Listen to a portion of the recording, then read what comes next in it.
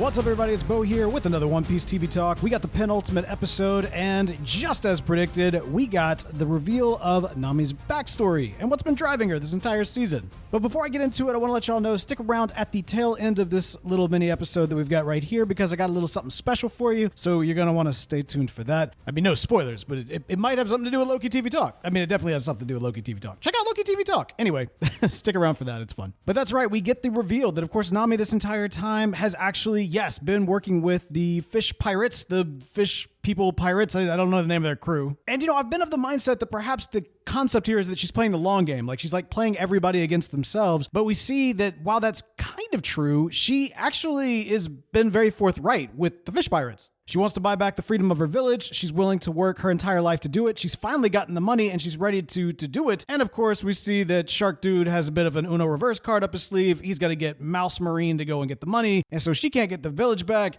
He gets all the money anyway. And it's happy days for the fish and the fish people. Now, it's interesting, right? Because we're introduced to the concept that fish people are kind of like a second-class citizen in this world of already a bunch of weirdos. And while in, real life, kind of the golden age of piracy, a lot of pirates were actually encouraged to become so because they were getting away from the oppressive systems of the time. So you see some of that influence here with what's going on, except for the fact we take it too far with Fish Dude, right? Like, he's like, no, fish superiority, and we're going to, like, crush everybody and take over the world. Yeah, that's not really the pirate mindset. I mean, ideally, we're free. We're establishing our own, governance on our own ships and that sort of deals. But no, this dude's doing a complete 180. He's going full on from, like, you will not oppress us. We will be the oppressors. So, yeah, Fish Dude. Bad. And on top of that, he's destroying the town that Nami was, she was just going to buy it from him anyway. Like, it's just vindictive is what it is. But through this process, we get a chance to meet Nami's sister. We hear her tragic backstory with her mom. There's a lot of, like, shocking imagery in this particular episode.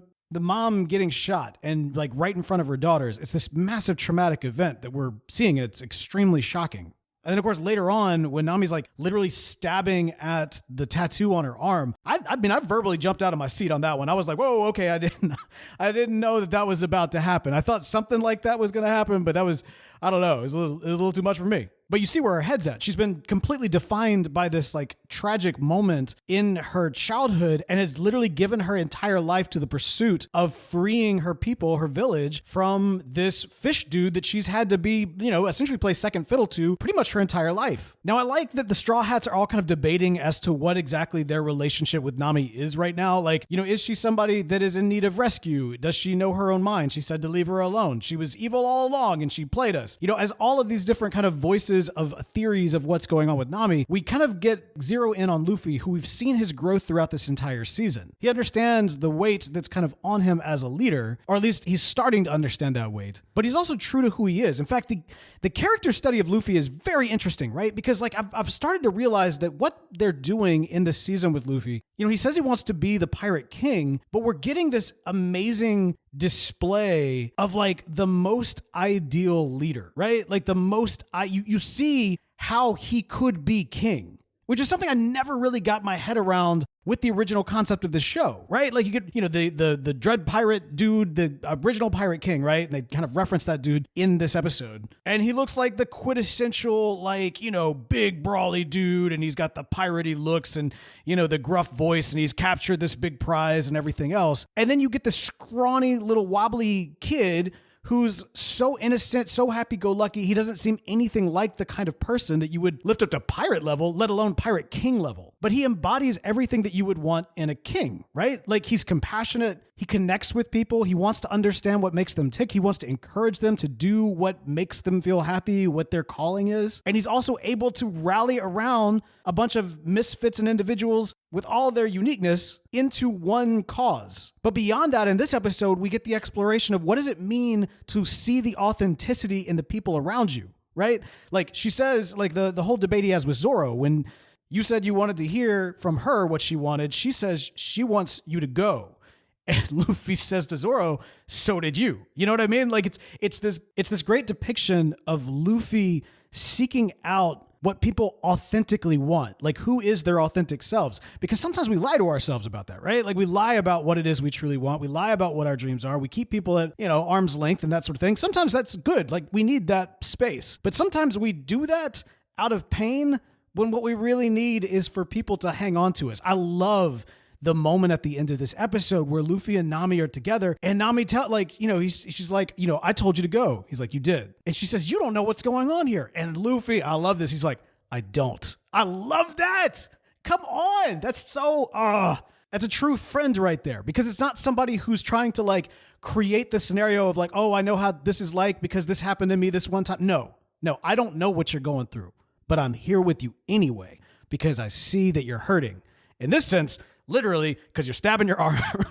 That's not healthy. Now, I will be the first to admit that like when he like raises up his arms and says, of course I will, it's a little like you can see how maybe this was a big moment in the cartoon show that doesn't quite translate the same to live action. They've been very intentional about this series of being very true to the cartoon nature of what's come before. I do think that some of these moments you don't have to lean so hard into the cartooniness. You can actually let the serious moments land. Like we're already getting the cartooniness of the visuals, like Mouse Dude, Shark Guy, everybody's costumes ridiculous. Luffy's mannerisms as a whole are very kind of over the top and, it's just an over the top character. But for whatever reason, that moment didn't land for me. I don't know. I might be in the minority on that one. I love the spirit of what's behind it. It's really more of just an artistic choice. But the acting overall in this series, fantastic. Like when, Dog Grandfather, Marine Dude, and Chef Dude are having their meal together and they're talking about the glory days and how, this is the way that it used to be, but we've got this up and coming generation. And, like it or not, your grandkid actually has the spirit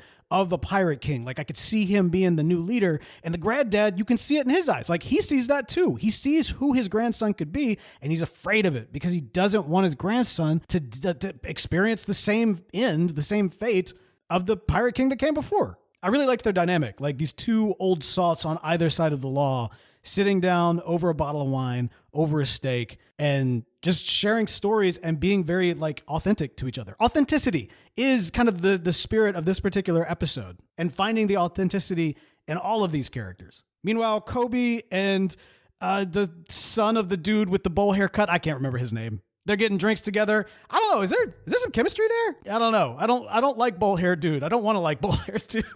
But it does seem like there's a little bit of chemistry there. I don't know what's going on. Sanji being the new guy, he instantly pulls his weight with being able to cook a meal, connecting with Nami's sister. Not to mention he's also there so that when Buggy starts running his mouth, he's got an orange for him. We see that Buggy's body is hanging out over with fish people. But all of this is really kind of culminating into this big battle for this one little town. For Nami's town, which is interesting. I didn't know where this season was going. I really didn't. Like, it was kind of unclear as to what the big, final conflict or how they were going to bring this season to a close. But man, you feel it. And it does seem to be the Straw Hats coming together for their first, major conflict as a team. They've experienced a lot of, they fought Buggy and they fought the Shark Dude before. And then we also got a chance to see, the Zoro go up against Vampire Guy. But yeah, overall, this is the big throwdown. And I have to admit, I'm very eager to get this thing recorded so I can go ahead and start watching the next episode, which is totally killing my entire vibe of me wanting to not binge and just take this a week at a time and treat it like a normal television show. I don't know. I might actually force myself to wait just for that reason because the hype is real. Oh man, when he puts the straw hat on her,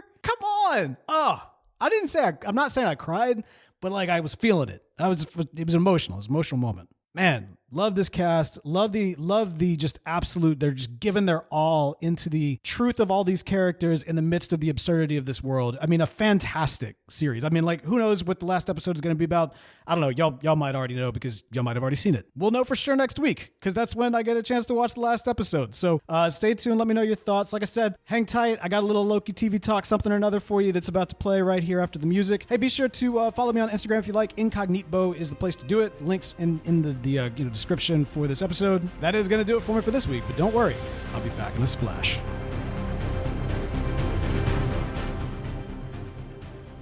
The following is a public service announcement from the Time Variance Authority.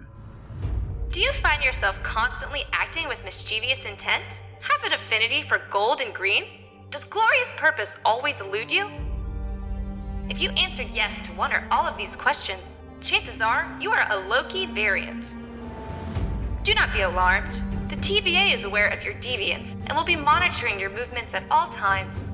Please be advised that two rogue Loki variants have started the Loki TV Talk podcast at LokiTVTalk.com and should be avoided at all cost. Do not subscribe to the Loki TV Talk podcast on iTunes, Spotify, or wherever you get your podcasts. Do not follow Crew of Loki on Instagram. Do not tune in every Friday for episode reviews of Loki Season 2. Remember, the TVA is here to protect all of your time and you from yourself.